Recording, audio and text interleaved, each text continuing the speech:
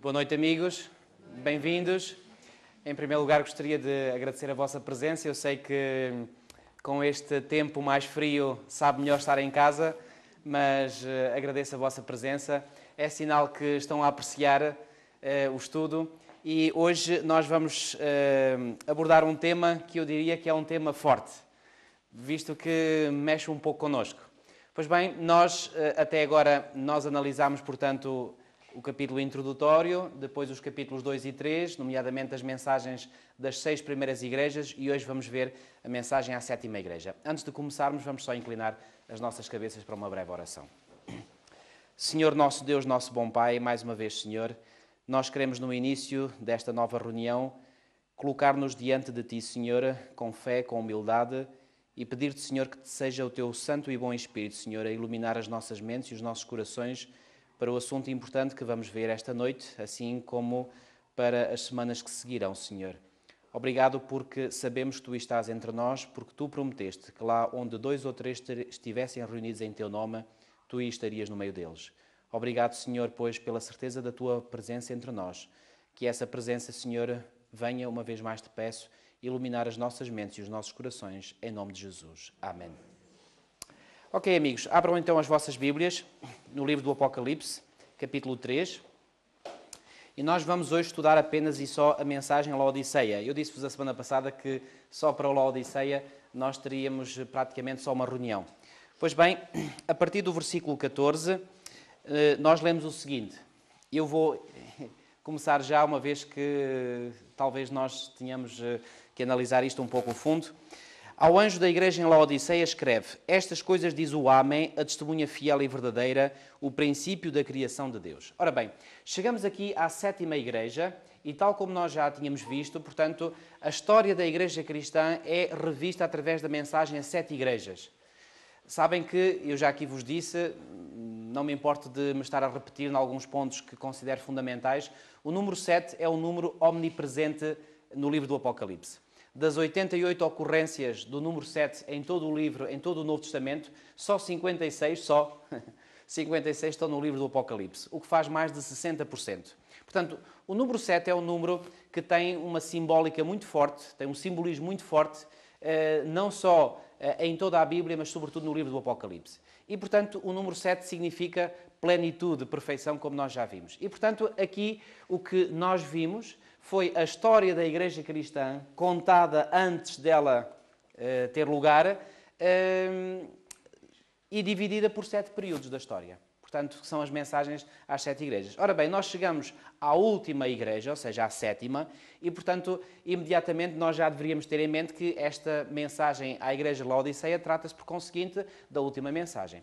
E o que não deixa de ser interessante é que o apresentador, ou seja, o autor da mensagem, que é o mesmo autor das mensagens precedentes, e já vimos quem é, aquele que se apresentou a João no capítulo 1, ou seja, o nosso Senhor Jesus Cristo, ele apresenta-se aqui no versículo 14 como sendo... Reparem, o primeiro nome que aqui é apresentado é o Amém.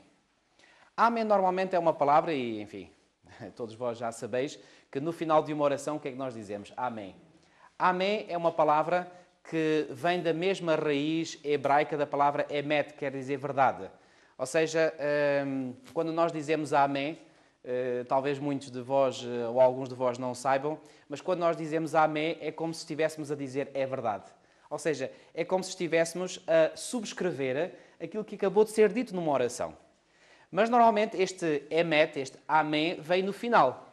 E não deixa de ser interessante que este revelador, que revela estas mensagens proféticas a João, se apresenta ou se apresente na última igreja como o amém. ou seja, apresenta-se como o final, porque estamos exatamente no período final. E mais do que ser o Amém, diz que é a testemunha fiel e verdadeira, o princípio da criação de Deus. É muito interessante que aqui ele se apresenta igualmente como o princípio da criação de Deus, como o Criador. E não deixa de ser interessante pelo seguinte facto, é que nós estamos, e já o apóstolo Pedro dizia isso, nós estamos muito perto de Deus intervir novamente, recriando novos céus e nova terra. E, portanto, aqui a mensagem, ou seja, esta forma de ele se apresentar, como seja o princípio da criação de Deus, portanto, não apenas faz referência ao Deus que tudo criou, mas faz igualmente referência ao Deus que vai criar todas as coisas de novo. Já agora uma pequenina um pequenino comentário sobre esta palavra princípio. Esta palavra princípio vem de uma palavra grega que é a palavra que foi utilizada, por exemplo, na tradução do Antigo Testamento para a palavra que aparece logo no início da Bíblia, em Gênesis 1:1. Bereshit é a palavra hebraica. Portanto, este princípio significa que é a causa de todas as causas. Não significa que ele, Cristo, que está aqui a revelar, tenha tido um princípio. Não, ele é que é o princípio no sentido de que ele é que dá origem a todas as coisas. É nesse sentido que esta palavra princípio deve ser entendida. Uma vez que, já agora, muito rapidamente, enfim, isso levar-nos-ia a um outro estudo, mas só um texto bíblico, poderíamos apresentar muitos mais. No livro de Miqueias, é um livro que fica no final do Antigo Testamento. Miqueias, capítulo 5. Miqueias, capítulo 5 e versículo 2.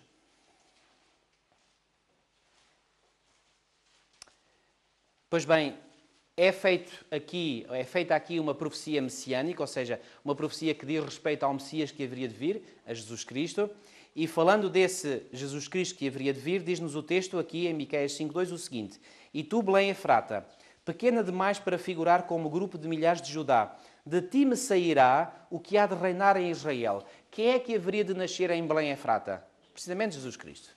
E nós sabemos, e os relatos dos Evangelhos atestam que Jesus efetivamente nasceu em Belém. E agora repare o que é que diz o resto da profecia em Miqueias 5:2.